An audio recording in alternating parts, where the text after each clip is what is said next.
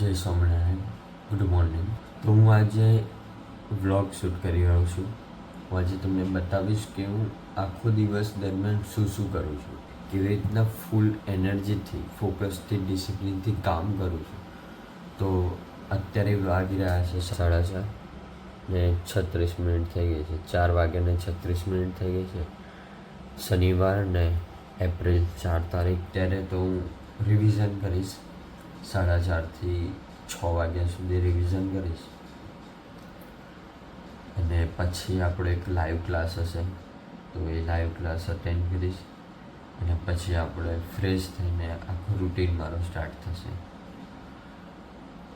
હજુ મારે 2 દિવસની શોર્ટ વિડીયો બી અપલોડ કરવાની બાકી.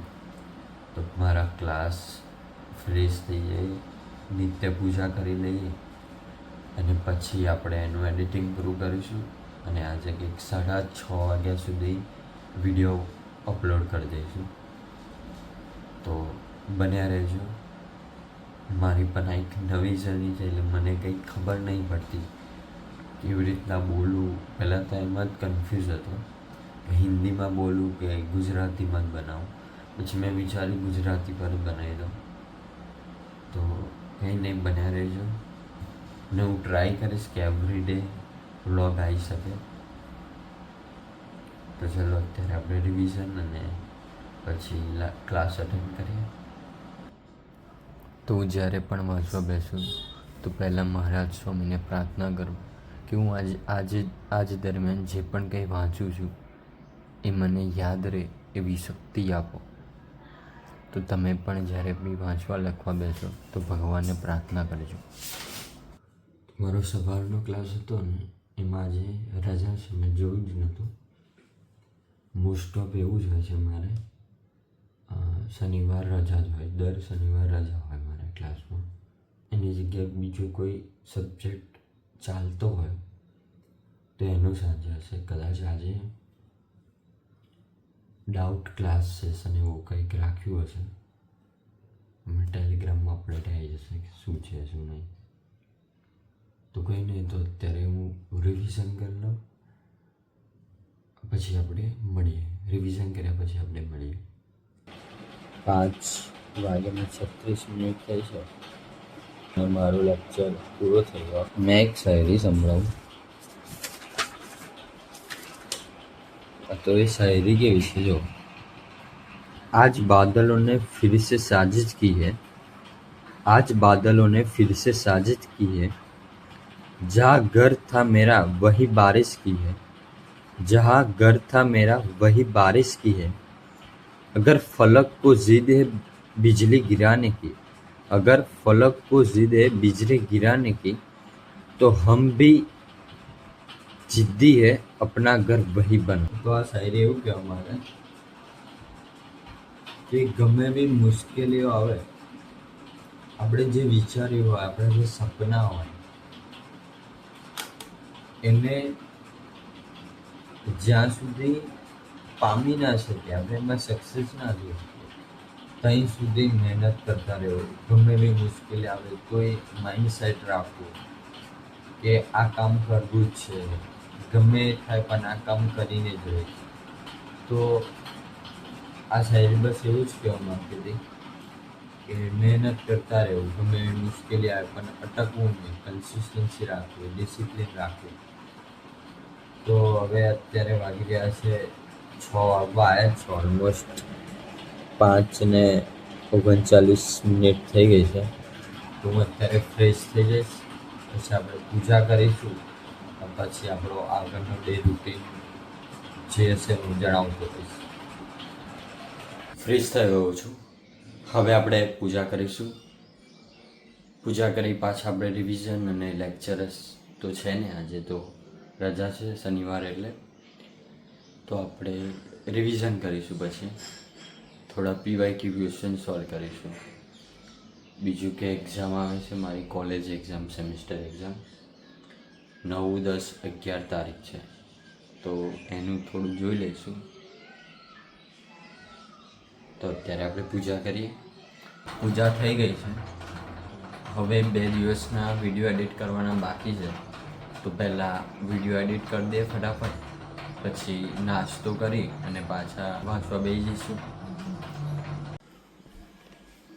હનુમાન જયંતીનો વિડીયો એડિટિંગ કરવાનો બાકી હતો, તો પહેલાં એ વિડીયો એડિટ કરી દીધો.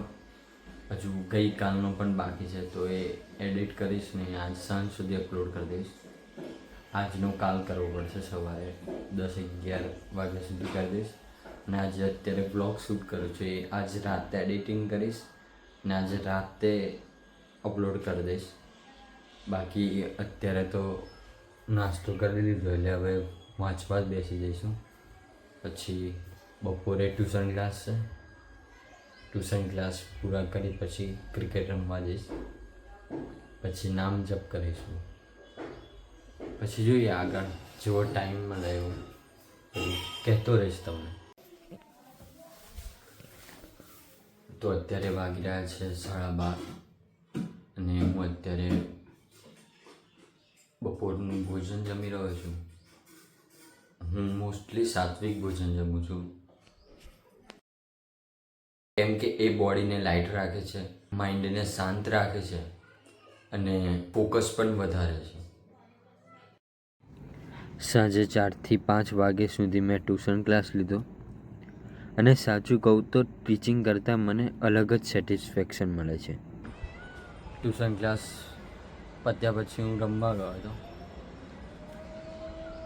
રમવા ગયા બાદ હું મારા કાકાને ઘરે ગયો હતો. કાલે એક સરપ્રાઈઝ છે, હું તમને બતાવીશ.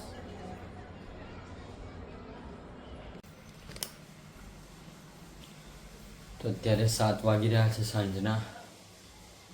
તો અત્યારે આપણે યોગ અને એક્સરસાઇઝ કરીશું.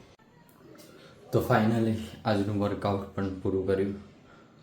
તો આજની આ કન્ડિશન મારી. પહેલાં તો પાતળો હતો થોડો, અત્યારે થોડા બાયસેપ એવું બન્યું છે. આ છે ને મારી કન્સિસ્ટન્સી ડિસિપ્લિનનું પરિણામ છે.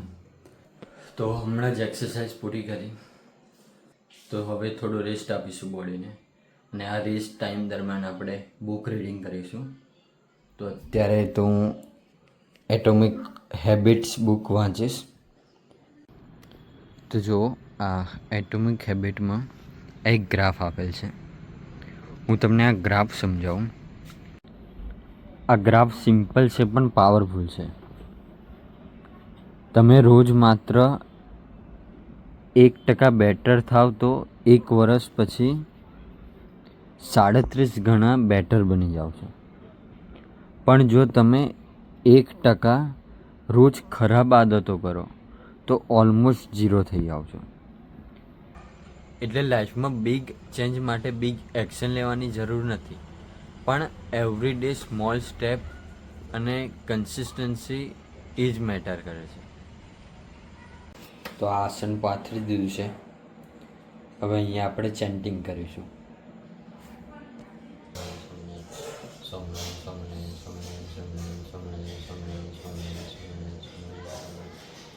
જો તમને મારો આ બ્લોગ ગમ્યો હોય તો લાઈક, શેર એન્ડ સબસ્ક્રાઈબ જરૂર કરજો.